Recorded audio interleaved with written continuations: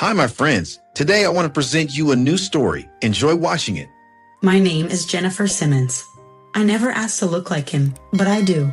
Every time I glance in the mirror, I see the ghost of my father, his sharply set jaw, the downward curve at the corners of his mouth, and those dark, defiant eyes that never begged for forgiveness. I was 8 the last time I saw him. He kissed my forehead and promised to write. He never did. My mother never forgave him, and she never forgave me for wearing his face. She remarried when I was 11. Thomas Simmons, mild, beer-bellied, the kind of man who used silence as power. With him came Bennett, his smug son from a previous marriage who at 15 already treated me like I was beneath him, and Mom, she softened around him, as if he were the child she'd always wanted. At dinner, she laughed at his jokes. She ironed his shirts. She never once asked me how school was.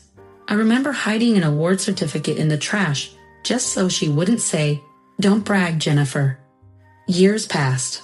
I moved out, earned a degree in finance, climbed higher than anyone expected, especially her. My success never seemed to matter. But still, I called every Sunday, sent gifts, and when they retired, I offered to help. "Don't worry about money," I said on the phone. "I'll send something monthly, just until you settle." "Only if you're sure," she said. I was sure. Every month, $3,500 left my account. Quietly, dutifully, until 2 weeks ago when I pulled up to their house for a surprise visit and heard Ryan, my stepbrother, the one who played at being everyone's hero, talking to a neighbor on the porch. "I pay for everything," he said. "They fall apart without me. I cover the bills, taxes, car maintenance. You know, real son stuff." My mouth went dry. Real son. I didn't confront him. Not yet. Instead, I rang the doorbell and pasted on a smile. Mom answered, blinking like she hadn't expected me to show up uninvited. "Oh, Jennifer, you didn't say you were coming." "I wanted to surprise you." She hesitated, then stepped aside. We weren't really expecting guests. Inside, the walls were just as I remembered, overcrowded with framed photos. Family trips I wasn't invited to. Christmases I spent alone. And then there it was. The portrait from my 30th birthday hanging near the hallway lamp. I stepped closer, feeling my stomach churn. There was something scrawled across the glass in thick, black ink. Bloodsucker. My breath hitched. I knew that handwriting. I'd seen it on birthday cards she wrote for Bennett, on recipe notes she slipped into Thomas's lunchbox. My mother's handwriting. I didn't say a word. I turned back toward the kitchen where they were all laughing over tea. I joined them, pretending nothing had happened. But something inside me was already shifting, quietly, dangerously. And for the first time in years, I wasn't looking for love. I was looking for the truth. I wasn't surprised when Mom didn't call after I left. I knew better than to expect concern from a woman who could scribble bloodsucker across her own daughter's face. The next morning, I pulled up every bank transaction from the last 3 years. $3,500 every month, never late. I printed each receipt and circled the notes I'd added. For Mom's meds, for Thomas's car repair. Then I called the family accountant. "Mr. Talbot." "Jennifer Simmons, who's been filing my mom and Thomas's taxes." A pause. "Ryan Simmons." I gripped the phone, and he claimed he was financially supporting them. "Yes, that's what's on file." "Thank you," I said and ended the call. That evening, I called Mom. "Jennifer?" "I'll be at the reunion Saturday," I said. "It's time for clarity." She hesitated. "What do you mean by that?" "You'll see." On the day of the reunion, Ryan waved at me across the lawn. "Jen, glad you made it." "I'm sure you are." Dinner was strained. Conversations passed around me like I was invisible. But I waited. And when dessert came, I stood. I'd like to say something. Chairs shifted. Glasses clinked. For the past 3 years, I've sent $3,500 monthly to Mom and Thomas. I began, placing the folder on the table. I've covered their insurance, utilities, groceries. Gasps rippled. My mother's lips parted in stunned silence. "I know some of you believed otherwise," I said, looking at Ryan. That someone else was the generous provider. He stood. "Jennifer, don't do this." "I already did." I turned to Mom. "You called me a bloodsucker, but I've been the only one keeping your lights on." She opened her mouth, then closed it. "I'm done pretending this family isn't broken. I said, and I'm done paying to keep the illusion alive. I sat down.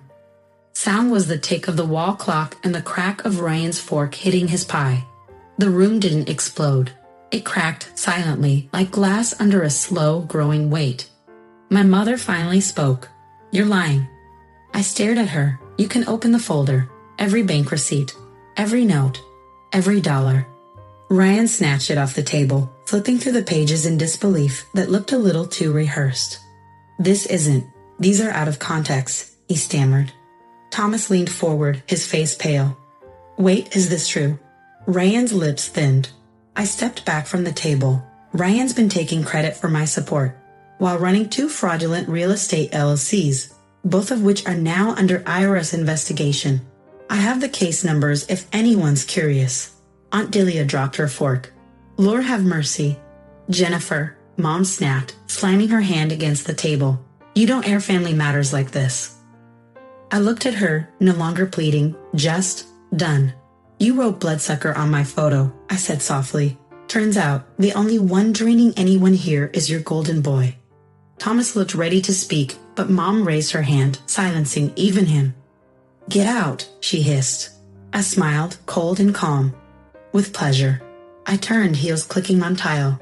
Behind me, Ryan's voice cracked through the silence. "She's jealous, always has been." But his words slid off me like rain on glass. Let them sit in their frosting and fake smiles. I had already lit the match. Let the truth burn. 3 days later, the storm broke. A terse voice now from Thomas. "IRS agents came this morning. Ryan's been arrested." I sipped my coffee in silence. By noon, news broke online. Local investor Ryan Simmons under federal investigation for fraud, tax evasion. His smug photo below the headline looked less charming in handcuffs. Then came Mom's call. "You ruined us." Her voice was cracked glass.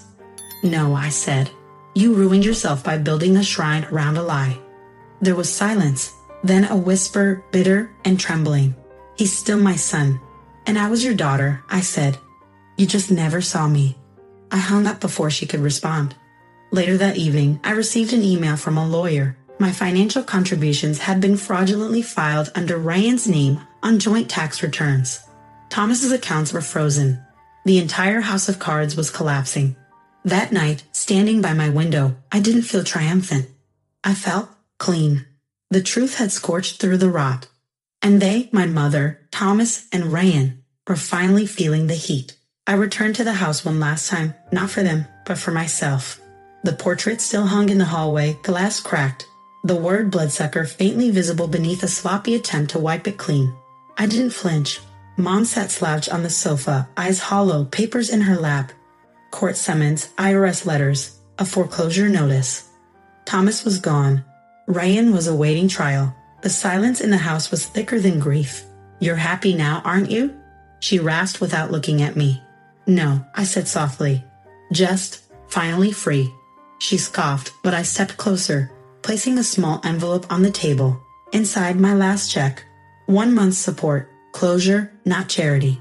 "I loved you once," she murmured. "When you were little. Before you looked so much like him." That sentence didn't ache like it used to. I know I whispered, but I don't live in that shadow anymore. I left without looking back. Outside, the cold air kissed my skin like a benediction.